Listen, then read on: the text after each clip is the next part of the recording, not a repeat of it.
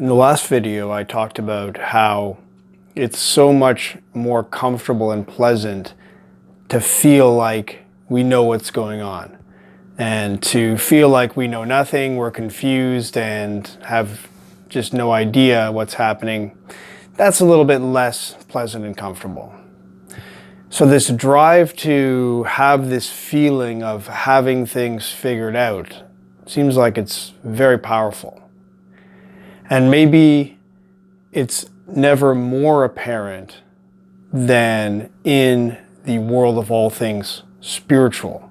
Because in the spiritual world and the world of all these topics, they're outside any kind of empirical, evidential kind of proof.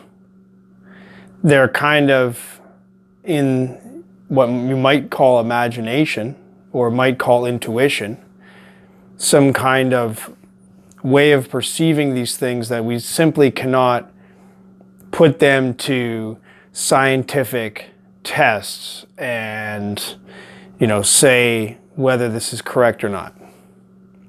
So if you're a know-it-all on spiritual matters, there isn't going to be There can't really be anybody who can come along and prove you wrong. If you're just like somebody that, let's say you just know everything about, like, say, trivia about like math and science and geography and history and all these kind of topics, and you're like, oh, it feels great. I know all these things. I know all these facts.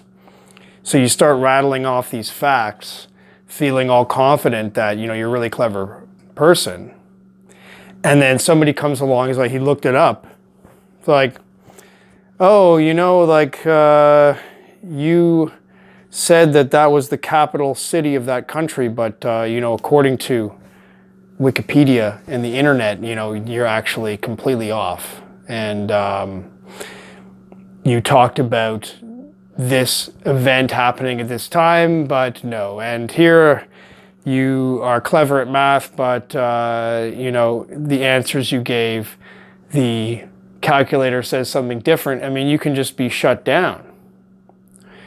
Being a know-it-all can be quickly brought to an end if you are simply, found to be wrong. Because those kinds of topics, there is kind of a clear answer. Now, it may still be tricky to know exactly, there's what are the correct sources, and can't believe everything you read on Wikipedia or whatever.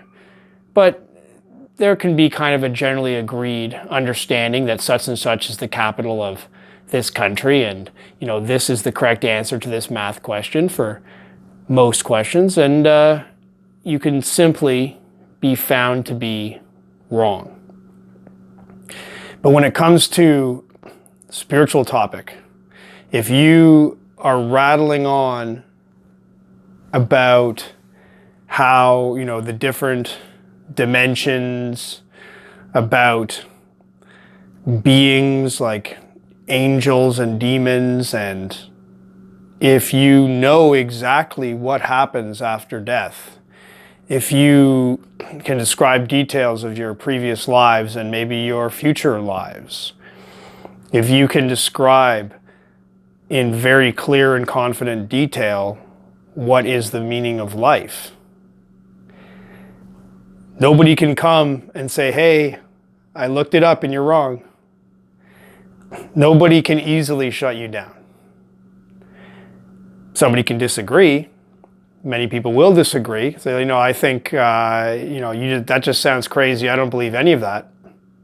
But then, of course, you can just say that, you're just not perceptive to these subtle details. And, not everybody has spiritual vision.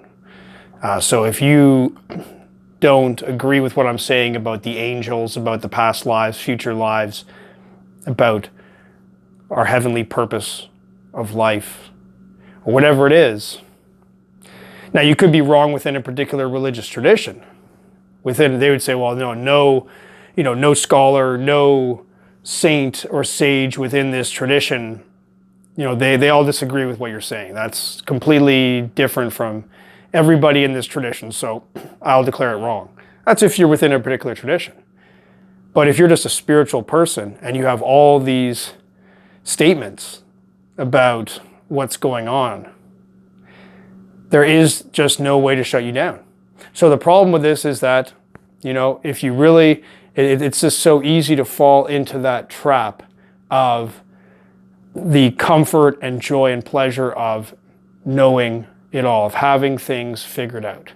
So isn't it just so comforting to just know exactly how the whole universe is structured, what the meaning of life is, how everything works, how you fit into everything, to have it perfectly explained and wrapped up, and nobody can prove it wrong. So because of all this, some people completely reject all spiritual topics altogether because they just consider this as just, there's no way to know. And others can remain agnostic about it and maybe be open to different possible explanations. But this seems like something to watch out for, and we can certainly see it all over so many people who have the whole thing figured out. But the problem with that is when we think we have things figured out, then we're not quite so open to learning to go further. So in my case, I don't really know any of this stuff. It all seems to be unknown to me. And I hope maybe to remain that way, to keep learning, since we can never get to the bottom of the whole universe. We can never figure it all out. Maybe it's best that we just continue to know that we don't know so that we can keep learning forever.